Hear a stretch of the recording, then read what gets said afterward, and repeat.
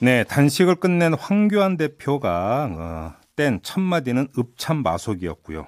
그로부터 몇 시간 뒤에 자유한국 등의 주요 당직자 전원이 사퇴 선언을 했습니다. 그로부터 또 몇 시간 뒤에 전격적으로 황교안 대표는 인사를 발표를 했는데요. 여기에 포함이 되어 있는 사람 가운데 가장 눈길을 끌었던 게 김세연 여의도 연구원장이었습니다. 김세연 원장이 총선 불출마를 선언을 하면서도 여의도 연구원장직은 유지하겠다 밝힌 바가 있었습니다. 여론조사나 이런 데 있어서의 어떤 공정성을 기하기 위해서 불미스러운 시도를 차단하기 위해서 원장직은 계속 수행하겠다 이렇게 밝힌 바가 있었는데 그랬던 김세연 원장도 사표를 냈고 황교안 대표는 다른 사람을 원장에 앉혔습니다. 이 문제를 어떻게 봐야 되는지 정치권에서 설왕설래가 계속되고 있는데요. 자, 그 당사자인 김세연 여의도 연구원장, 이제는 전이라고 하는 호칭 앞에 이게 붙어야 될 것 같은데 전 여의도 연구원장인 김세연 자유한국당 의원 전화로 연결하겠습니다. 자, 의원님 나와 계시죠? 네, 안녕하십니까. 김세연입니다. 네, 원래 그 원장직 내려놓지 않겠다고 말씀하셨는데 어떻게 해서 이렇게 내려놓게 되신 거예요? 네, 뭐 적어도 제가 정치에 들어왔던 2008년 이후에 네. 당 대표가 새로 선출되는 경우를 제외하고는 네. 이렇게 대규모로 전면적인 당직 개편이 있었던 임명직 당직자 전원이 사퇴하는 이런 경우는 보지 못했었기 때문에 네. 이제 제가 불출마 선언을 하면서 당의 가장 근본적인 쇄신을 제안을 했었던 거고요. 네. 제가 제안했던 그 쇄신이 이제 뭐 예고편이 이렇게 될 수도 있겠다 하는 생각에서 뭐 임명직 당직자들 다 사퇴한다는데 저 혼자 뭐 사퇴하지 않겠다고 하는 거는 오히려 네. 그 쇄신을 가로막는 행위가 될 수 있어서 제가 밝혔던 입장과 배치될 수 있겠다는 판단에 네. 제가 조건부 동의를 했었습니다. 그래요? 일괄적으로 모두가 사퇴하는 것 같으면 저도 그렇게 하겠다 예. 하는 입장을 밝혔었습니다만 예. 뭐 세상 살면서 뭐 알고도 속고 모르고도 속고 하는 거지만 지금 속았다라는 표현은 일괄 네. 일단 사표는 냈지만 유인된 사람들이 꽤 되지 않습니까? 그걸 말씀하시는 겁니까? 네, 그래서 뭐 이게 뭐 사무총장의 제안이었기 때문에 네. 뭐 당연히 이제 이런 부분들이 지도부 차원에서는 특히 사무총장은 뭐 대표의 의중을 직접 뭐 집행하고 전달하는 그런 입장이기 때문에 예, 뭐 그런 뭐 제가 이렇게 모든 임명직 당직자가 다 사퇴하는 결정이 이루어지는데 뭐 제가 그런 진정성까지 의심하고 싶지는 않았기 때문에 저도 네. 뭐 동참을 했었던 겁니다. 네, 아무튼 근데 조건부로 해서 사퇴를 하셨는데 그 조건이 지켜지지 않았다고 지금 평가를 하시는 거 아닙니까, 의원님? 간단히 정리하면. 뭐 제가 뭐 물러난 입장에서 뭐 더 이상 후속 인사에 대한 평가는 하지 않겠습니다. 알겠습니다. 아무튼 그 임명직 당직자들이 일괄 사퇴하기로 했으니까 그 여의도 연구원장직도 내려놓으시는 게 좋겠습니다라는 연락을 누구로부터 받으셨습니까? 당시 사무총장으로부터 네. 점심 식사 중이었으니까 오후 1시 30분 조금 안 된 시간이었던 것 같습니다. 그러면 점심 식사 도중에 그냥 전화로 그러니까 그렇게 통보를 받으셨던 겁니까? 제안을 받았죠. 뭐 통화 시간이 한 1분 남짓 2분이 채 안 되었으니까요. 그냥 그렇게 이제 하기로 했으니까 뭐 여의도 연구원장직도 함께 좀 사표를 내주셨으면 좋겠다라는 제안이 있었던 겁니까? 그러니까? 네, 이제 그런 이야기가 있었고 그래서 네. 일괄적으로 하는 거라면 동의하겠다고 이야기를 했고 통화 마치기 직전에 혹시라도 이런 가능성이 있을까 싶어서 한 번 더 그 이야기를 하니까 이거 다른 건 아무것도 없다 이런 뭐 저를 안심시키기 위해서였는지 그런 말씀을 한 번 더 덧붙이겠습니다. 알겠습니다. 아무튼 그렇게 이제 임명직 당직 개편이 이루어졌는데요. 조금 전에 의원님께서 하셨던 말씀, 그러니까 그 당 해체의 어떤 준하는 쇄신의 예고편에 해당이 된다고 평가를 하십니까? 아니면 미흡하다고 보십니까? 제가 후속 인사에 대해서는 물러난 입장에서 평가하는 것은 적절하지 않을 것 같습니다. 그래요. 지금 홍준표 전 대표 같은 경우는 이거는 친박 친정 체제밖에 안 된다. 이러다 당 망한다. 이런 주장을 했던데 그러면 의견에는 동의하십니까? 뭐 제가 당사자 입장에서 평가를 하는 건 좀 예, 알겠습니다. 유보하겠습니다. 그러면 애당초 의원님께서 여의도 연구 원장직을 유지하기로 했던 가장 중요한 이유가 공천의 중요한 역할을 하는 여론조사에서 불미스러운 시도가 있어서는 안 된다는 점을 꼽지 않았습니까? 네. 자, 그럼 그러니까 의원님께서 이렇게 아주 강하게 우려했던 이거는 이후에도 계속될 수 있는 우려라고 보십니까? 이게 뭐 지극히 개연성에 기초한 것이기 때문에 네. 뭐 제가 그런 가능성이 반드시 발생할 거다 이렇게 단정할 근거는 없습니다. 하지만 네. 지금까지 공천이 있을 때마다 항상 많은 우려들이 있었던 것이 바로 그런 대목이기 때문에 네네.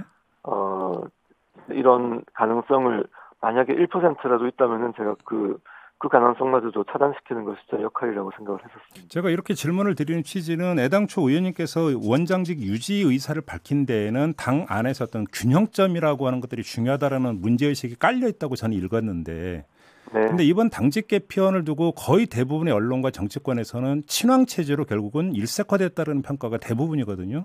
이렇게 된다면 균형의 원리라고 하는 것이 작동이 되지 않을 가능성이 있다라고 하는 2차 우려가 따라붙기 때문에 드리는 질문이거든요. 네, 이제 그 점에서 네. 어제 상당히 우려할 만한 상황이 발생했다고 저는 읽었습니다. 어떤 점을 말씀하시는 거예요? 원내대표의 재신임 여부가 바로 오늘 의원총회에서 붙여질 것으로 예고가 되어 있음에도 불구하고 그렇죠.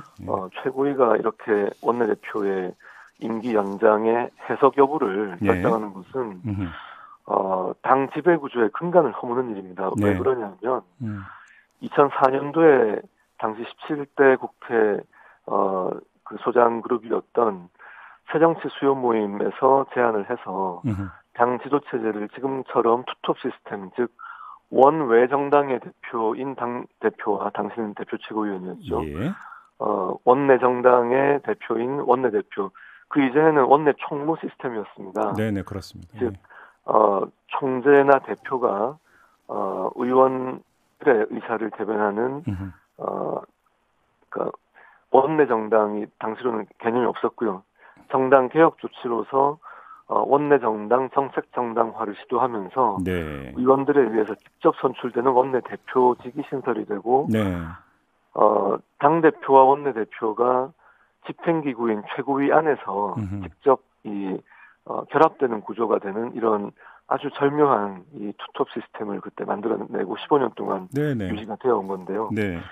이런 상태에서 그 최고위가 의원들의 총의에 의해서 선출이 되는 원내대표의 임기를 이런 식으로 임의로 일방적으로 결정한다는 것은 마치 삼권 분립이 보장되어 있는 국가에서 사법부가 직접 입법을 시도하거나 직접 행정 조치를 내린다거나 또는 행정부가 법률을 개정한다거나 이런 아주 근본적인 당 구성의 근간을 흔드는 이런 행위입니다.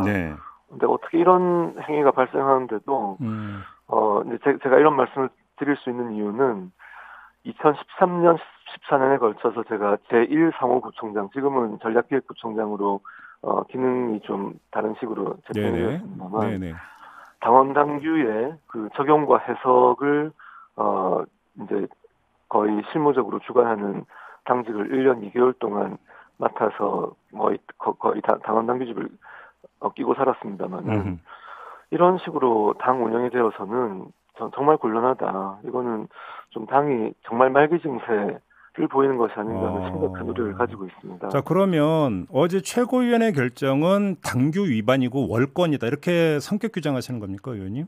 왜냐하면 그 원내대표 경선에 공고를 당대표가 한다는 그 규정을 가지고 이 권한을 과대 해석을 해서 나오는 문제인 것 같은데요. 3일 전 공고한다라는 그 당규 말씀하시는 거죠? 예, 그거는 이제 원내대표, 물러나는 원내대표가 후임 원내대표 선출 과정을 관리하는 거지만 물러나는 입장의 일종의 당사자일 수 있으니 또 다른 대표성을 가진 당직자가 그것을 관리하는 공고권이 아니라 공고 의무 정도라고 해석을 해야 할 건데 이런 부분은 이렇게까지 그 당 결정 구조를 그 지배 구조 자체를 이렇게 흔들어 버리는 거는 정말 이거는 이 당이 이 근본적으로 지금 해체되는 과정에 있는 것이 아닌가 이런 우려가 뭐 제가 해체를 요구했기 때문에 저의 제안에 대한 응답이라고도 볼 수 있겠지만 정말 이렇게 가서는 곤란하다고 생각합니다. 잠깐만 지금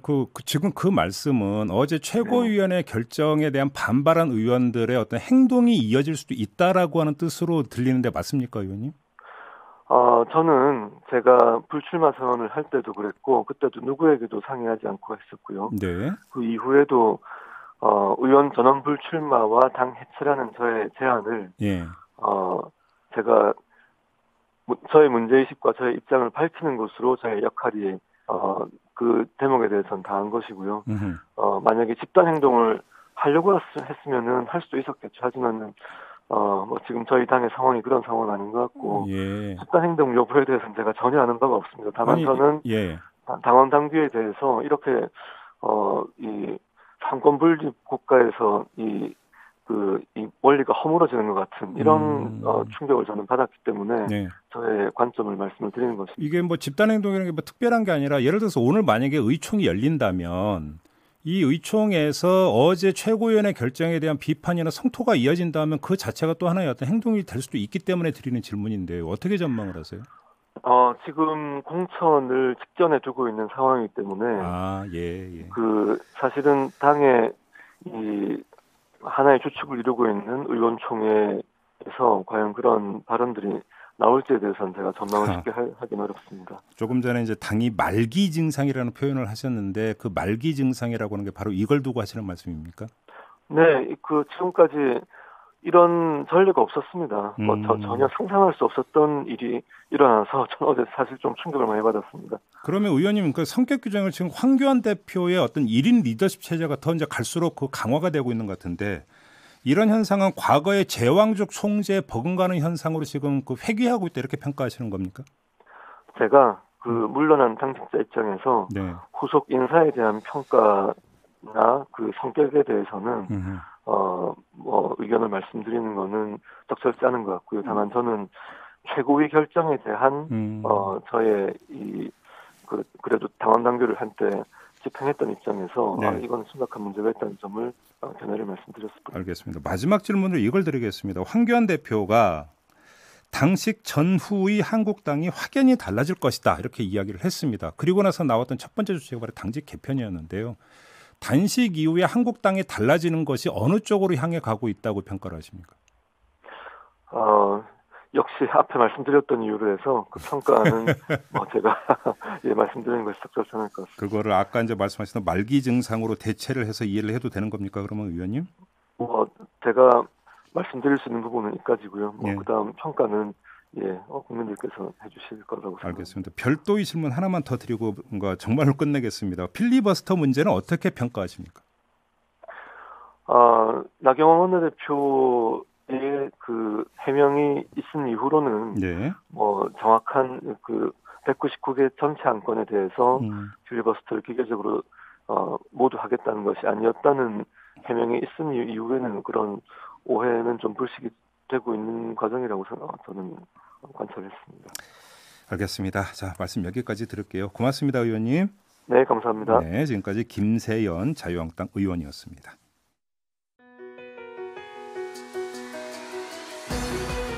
이슈의 핵심을 꿰뚫는 예리한 시선, 믿고 듣는 진품 시사, 김종배 시선 집중.